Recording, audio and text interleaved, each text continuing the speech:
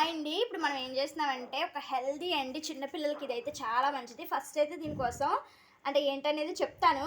First అయితే మనం అయితే గిన్నె నిండా కూడా వాటర్ తీసుకోవాలి. వాటర్ తీసుకుని మనం బాగా మరిగించుకోవాలండి. మరిగిన తర్వాత ఏం చేయాలో చూద్దాం. ఇప్పుడు వాటర్ ఇలా మరుగుతున్నాయి కదండి. ఇందులోకి చూడండి, ఇది వామ్ పువ్వు ఇది పతంజలిలో దొరికిందండి. నాకు ఆయుర్వేదం షాపుల్లో కూడా దొరుకుతుంది.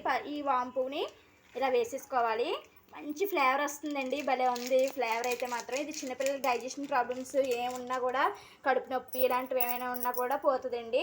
ఇప్పుడు దీన్ని వేసేసుకుని మూత పెట్టేయడమే, ఫ్లేవర్ పోకుండా మూత పెట్టేసి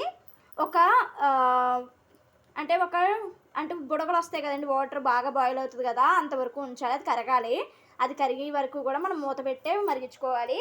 అలాగే వాటర్ని కూడా సిమ్ చేసుకోవాలండి. కొద్దిగా సిమ్లోనే మరగాలన్నమాట.